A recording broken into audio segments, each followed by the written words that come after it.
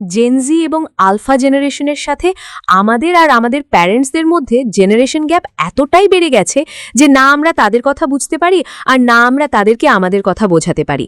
এই ক্ষেত্রে আমাদের কি করা উচিত?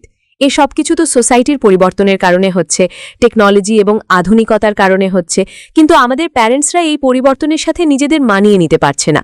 এমত অবস্থায় আমরা কিভাবে আমাদের কথা তাদের কাছে প্রকাশ করব কিংবা তাদের কথাগুলো নিজেরা বুঝতে পারবো? এমন কি পদক্ষেপ নেওয়া যায় যাতে অ্যাটলিস্ট এই জেনারেশন গ্যাপটা কিছুটা হলেও কমে আসে?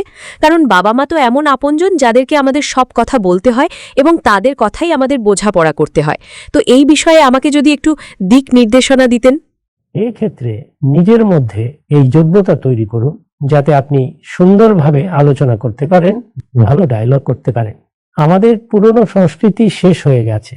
মুসলমানদের বিশ্বমঞ্চে যে কর্তৃত্ব বা ক্ষমতা ছিল সেটারও অবসান ঘটেছে।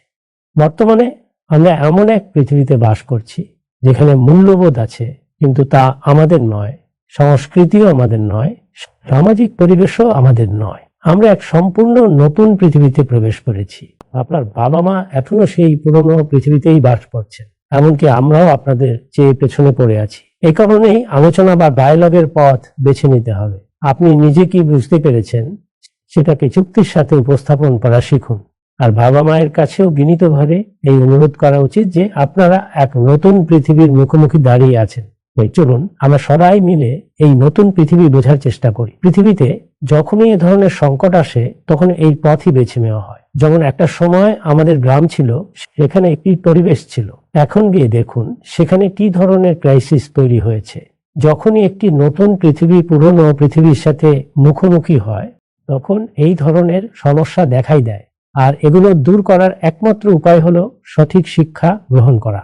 আমাদের রাষ্ট্র বা দায়িত্বশীল ব্যক্তিদের এই বিষয়ে সচেতনতা খুবই কম। তাই আপনার নিজের ভেতরেই এই যোগ্যতা তৈরি করুন যাতে অত্যন্ত নম্রভাবে, ভালোবাসা দিয়ে এবং অপরের প্রতি সম্মান বজায় রেখে যে কোনো বিষয়ে আলোচনা করতে পারেন।